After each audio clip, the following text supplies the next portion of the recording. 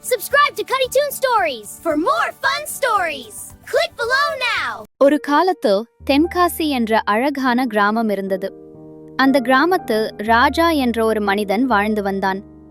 ராஜா மிகவும் கடினமான உழைப்பாளி. ஆனால் அவனுக்கு ஒரு குறை இருந்தது. அவன் மிகவும் அதிகமாக பணம் சம்பாதிக்க வேண்டும் என்ற ஆசை கொண்டவன். ராஜாவின் மனைவி லட்சுமி நல்ல மனம் கொண்ட பெண். அவள் எப்போதும் நமக்கு இருப்பதே போதும், நேர்மையாக வாழ்ந்தால் சந்தோஷம் கிடைக்கும் என்று சொல்லுவாள். ஆனால் ராஜா அவளது வார்த்தையை அதிகமாக கேட்கவே மாட்டான். ஒரு நாள் ராஜா தனது வேலை முடித்து வீடு திரும்பிக் கொண்டிருந்தார். அந்த நேரத்தில் ஒரு அந்நிய மனிதர் அவரை சந்தித்தார். அந்த மனிதர் மிகவும் மர்மமாக பேசினார். இந்த காட்டில் ஒரு இடத்தில் பெரிய புதையல் புதைத்து வைக்கப்பட்டுள்ளது. அதை கண்டுபிடித்தால் நீ மிகவும் பணக்காரனாகலாம் என்று அவர் சொன்னார். அதை கேட்ட ராஜா மிகவும் மகிழ்ந்தான். உடனே அந்த மனிதருடன் சேர்ந்து காட்டுக்குள் சென்றான். பல நாட்கள் அவர்கள் காட்டில் புதையலை தேடினர். ராஜா தினமும் நிலத்தை தோண்டினான். களைப்பு சோர்வு இருந்தாலும் அவன் பணம் கிடைக்கும் என்ற ஆசையில் தொடர்ந்து முயற்சி செய்தான். அந்த நாட்களில் அவனது மனைவி லட்சுமி மிகவும் கவலைப்பட்டாள்.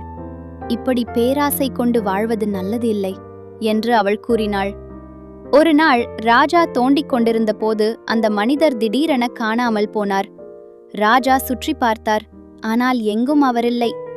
அப்போது ராஜாவுக்கு ஒரு உண்மை புரிய வந்தது. அந்த மனிதர் என்னை ஏமாற்றிவிட்டார். பல நாட்கள் உழைத்தும் எந்த புதையலும் கிடைக்கவில்லை.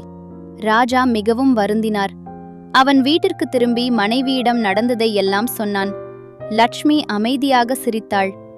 நாம் உழைத்து சம்பாதிக்கும் பணம்தான் உண்மையான செல்வம். பேராசை மனிதனை தவறான பாதைக்கு அழைத்துச் செல்லும் என்று அவள் சொன்னாள். அந்த நாள் முதல் ராஜா தனது வாழ்க்கையை மாற்றிக்கொண்டான். அவன் மீண்டும் நேர்மையாக உழைக்க ஆரம்பித்தான். சிறிய வாழ்க்கை இருந்தாலும் அவன் மனதில் அமைதி இருந்தது. காலம் சென்றபோது ராஜா புரிந்து கொண்டான், உண்மையான செல்வம் பணம் அல்ல, அமைதி மற்றும் குடும்பம்தான் என்று. கதையின் நெறி: பேராசை மனிதனை தவறான பாதைக்கு அழைத்து செல்லும்.